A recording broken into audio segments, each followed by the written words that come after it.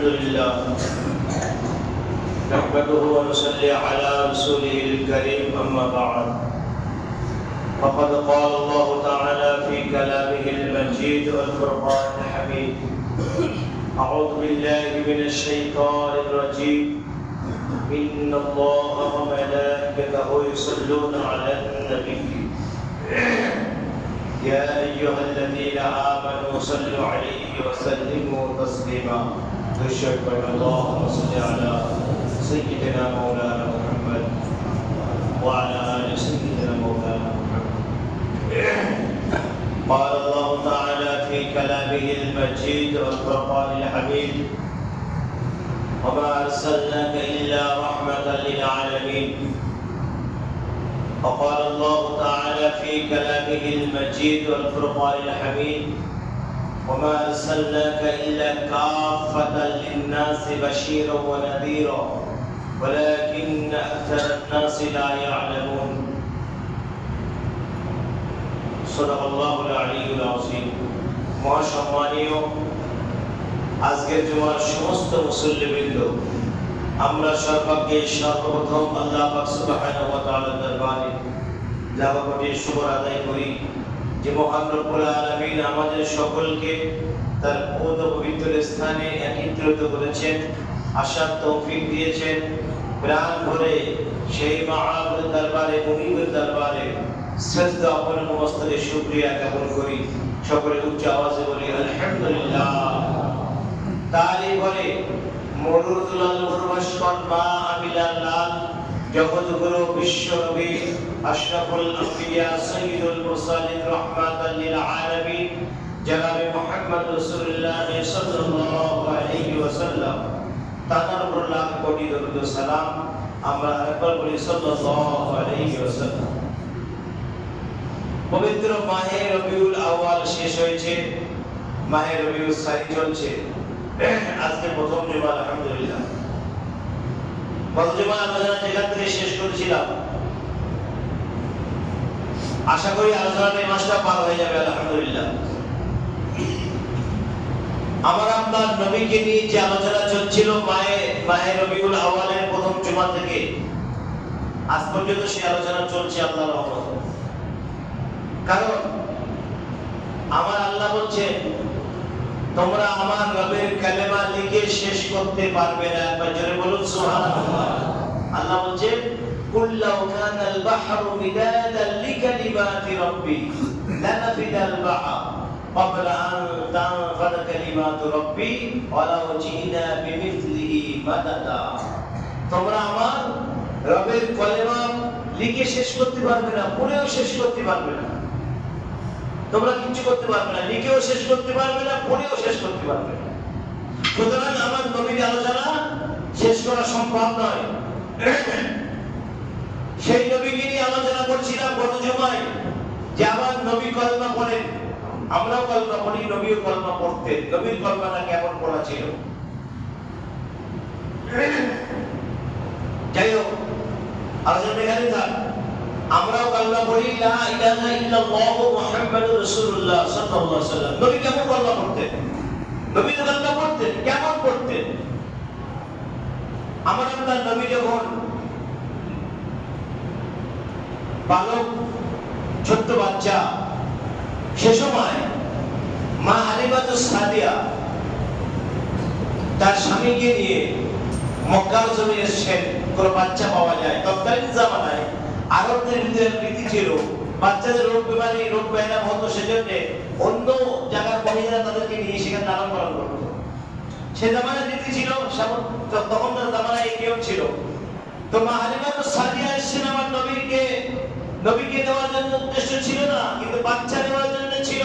কোন বাচ্চা তিনি পেলেন না, অবশেষে শিশু মুহাম্মদ সাল্লাল্লাহু আলাইহি ওয়াসাল্লামকে দিলেন।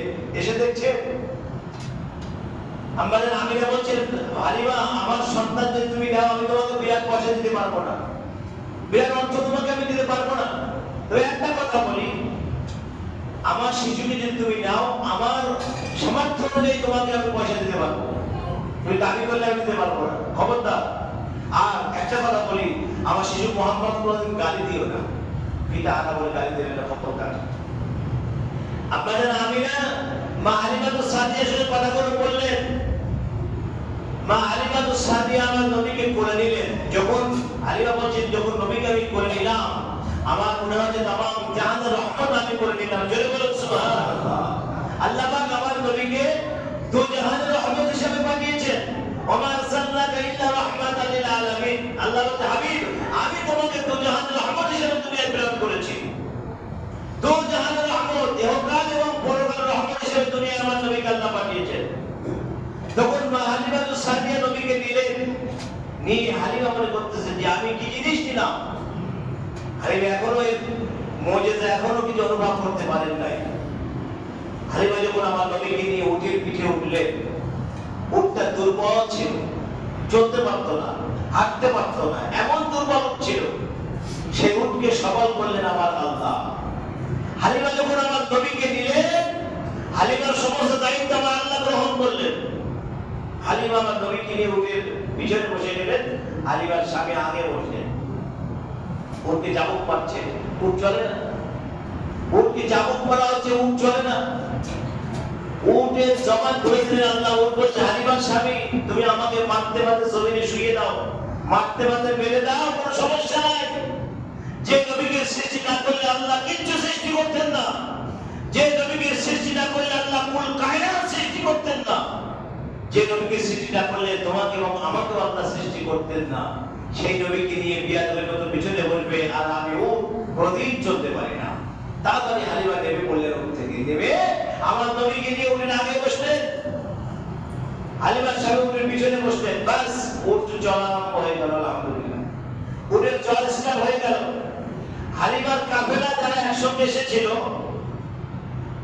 তারা অনেক রাস্তা চলে গেছে, অনেক দূরে বেরিয়ে গেছে। কিন্তু হালিমা বলছে যে আমি তাদের সঙ্গে ধরে ফেললাম, তাদের পাল ধরে ফেললাম। আমি আমার উটটাকে আল্লাহ পাক আমার নবীকে নিয়ে যখন আমি উটের পিঠে বসলাম, আল্লাহ পাকের রহমতে উটকে আল্লাহ একদম সুন্দর বানিয়ে দিয়েছেন। উট স্ট্রং হয়ে গেছে এবং উট দৌড়াচ্ছে। কারণ সব কার বরকতে? সব আমার নবীর বরকতে, সব আমার নবীর বরকতে। উট আগে চললেন, চলতে চলতে হালিমার কাফেরাদের পাল ধরে ফেলেছে। তারা বলছে, হালিমা, এটা কি তোর সেই উট যে উঠে করে এসেছি? বলে, হ্যাঁ। তাহলে তোর উটকে কি হয়েছে? উঠে এত শক্তি হলো কিভাবে? যাবার সময় সবচেয়ে পিছনে ছিলি, আসার সময় সবার আগে চলে যাচ্ছিস, কি ব্যাপার? কেউ বলছে যে হালিমার উপরে আল্লাহর রহমত বর্ষিত হয়েছে। জোরে বলুন সুবহানাল্লাহ। হালিমা আমার নবীকে নিয়েছে। হালিমা বিশ্ব নবী, বিশ্ব নেতাকে বলে নিয়েছে। হালিমা তো সাদিয়া অনুভব করতে পারছেন যে আমি কাকে নিয়েছি, মক্কা থেকে কোন নবীকে আমি নিয়েছি, কোলে তুলে নিয়েছি।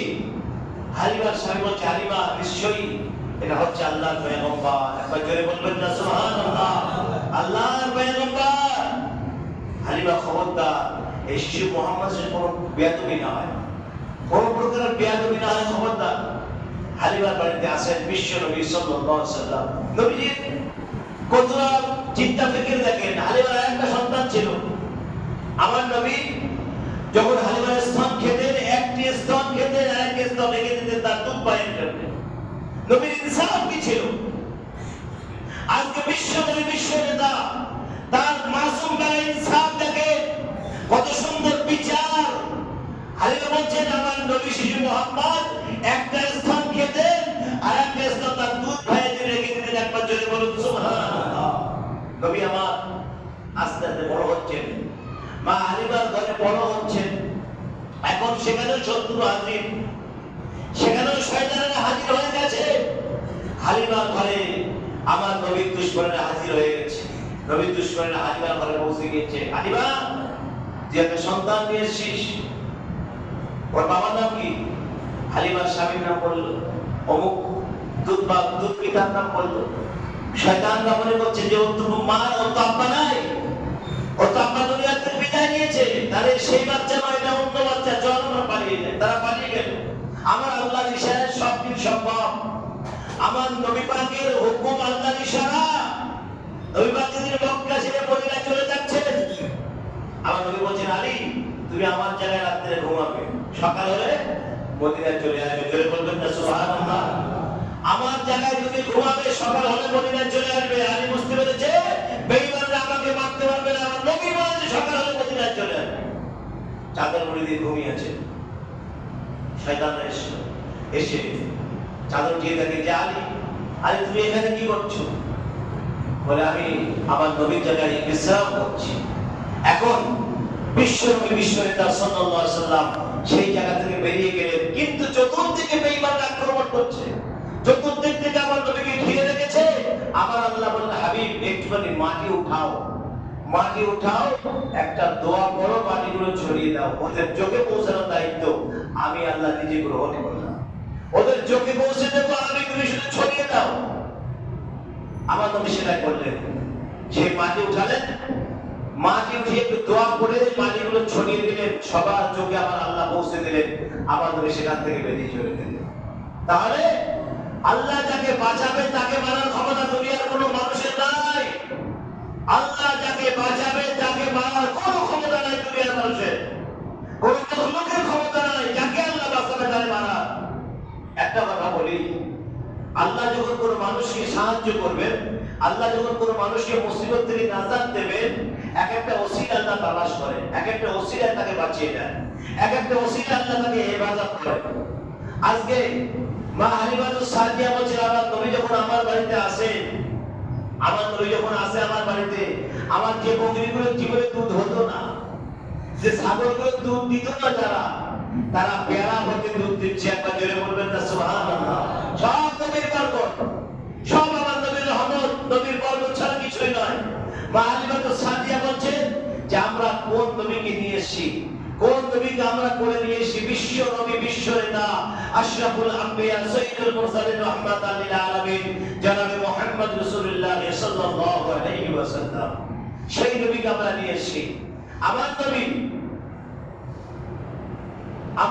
বয়সকালে যখন বসে সাহাবাদের সামনে খুতবা বসে বয়ান করছেন, এমন সময় একজন বৃদ্ধ মহিলা আসলেন। আমার নবী নিজের জায়গা ছেড়ে দিলেন, জোরে বলবেন না সুবহানাল্লাহ। আমার নবী নিজের জায়গা ছেড়ে চলে গেলেন। সেই মহিলা ছিল মা হালিমাতুস সাদিয়া, আমার নবীর জায়গায় বসে পড়লেন। কারণ নবী তার দুধ মাতাকে কিভাবে সম্মান দিচ্ছেন। আজকে সমাজে আমরা যারা আছি, নবীর উম্মত আমরা দাবি করছি, মাতা পিতার সঙ্গে আমরা কেমন ব্যবহার করছি, আমাদের মাতা পিতার সঙ্গে আমরা কেমন ব্যবহার করছি, এটা আমাদের লক্ষ্য রাখা বিশেষ প্রয়োজন।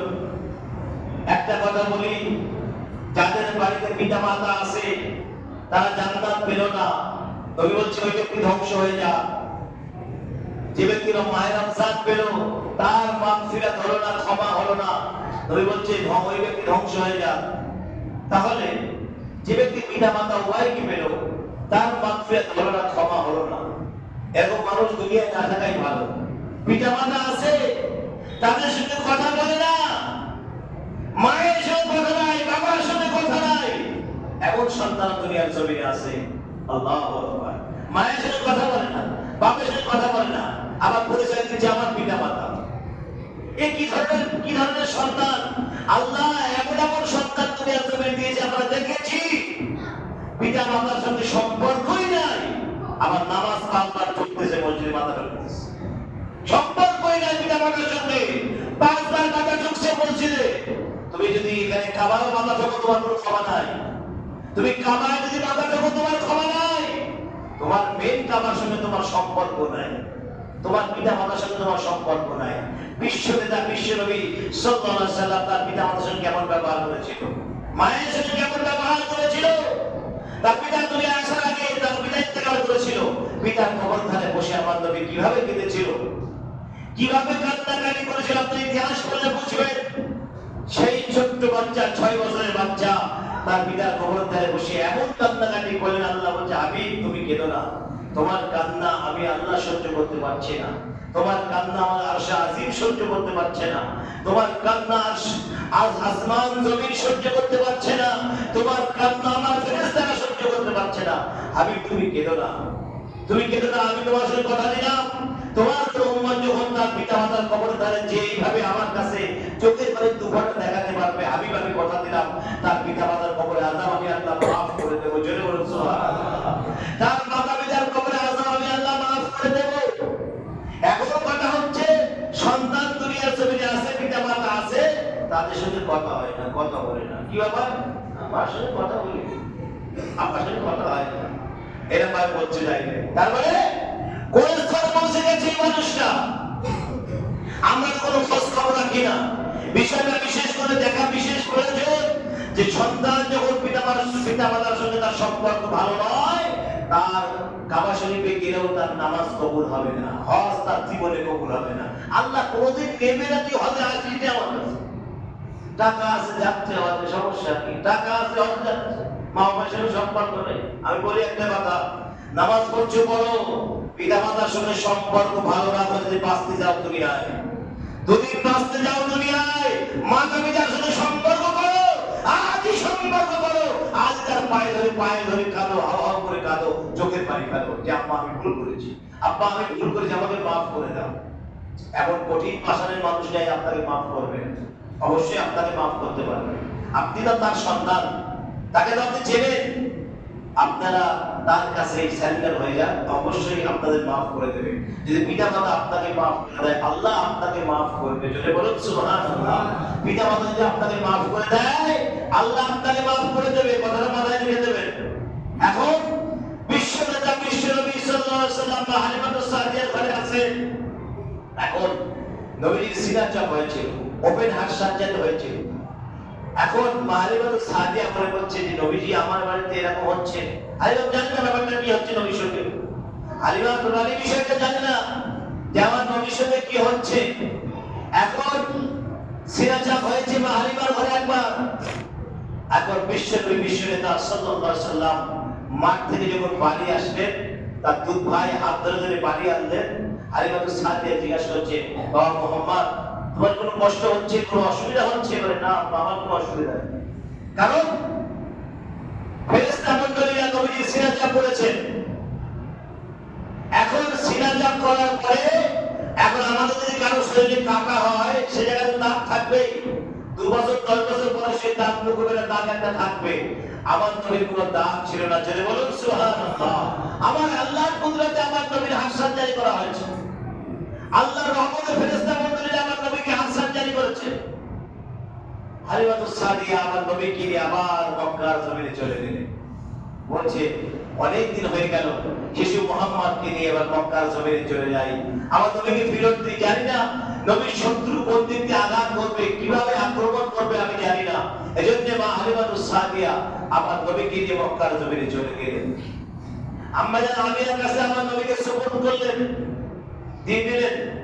আসার সময় শুধু চোখ দিয়ে ঝরঝর করে পানি পড়ছে হালিমাতুস সাদিয়া। বিশ্বনবী বিশ্বনেতা আমার বাড়িতে ছিল, আমার বাড়িতে রহমত বরকতে ভরপুর ছিল। 24 ঘন্টা রহমত বরকতে আমার বাড়ি ভরপুর ছিল। আমার ছাগলগুলো এত দুধ দিত, আমার এমন কোনো বর্তন ছিল না যে বর্তনে আমি দুধটা রেখে দেব। সবাই পান করতাম, সবাই পান করতাম। আল্লাহর রহমতে আমরা সকলে মিলে পান করতাম, কিন্তু দুধ শেষ হতো না। আমার নবীর বরকতে, আমার নবীর রহমতে আল্লাহ পাক আমার নবীকে দু জাহানের রহমত হিসেবে দুনিয়ায় প্রেরণ করেছেন। ইহকাল এবং পরকাল রহমত হিসেবে আমার নবীকে আল্লাহ দুনিয়ায় প্রেরণ করেছেন।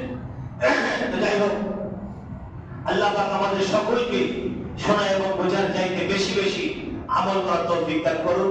আমরা বলি আল্লাহুম্মা আমিন। এবার ইনশাআল্লাহ আগামী জুমা আবার শুরু হবে আলহামদুলিল্লাহ। এবার এখান থেকে আমার নবী কি কলমা পড়তেন, কথাটা মাথায় রেখে দেবেন। নবী কি কলমা পড়তেন? ভাই কথাটা ইম্পর্টেন্ট কথা বললাম। আমরা কলমা পড়ি লা ইলাহা ইল্লাল্লাহ মুহাম্মাদুর রাসূলুল্লাহ সাল্লাল্লাহু আলাইহি ওয়াসাল্লাম। নবী কি পড়তেন? যদি কেউ বলতে পারেন তার আগে বলবেন আলহামদুলিল্লাহ, সমস্যা নাই। আল্লাহ পাক আমাদের সকলকে শোনা এবং বোঝার চাইতে বেশি বেশি আমল করার তৌফিক দান করুন। আমরা বলি আল্লাহুম্মা আমিন। ওয়া আখিরু দাওয়ানা আলহামদুলিল্লাহি রাব্বিল আলামিন।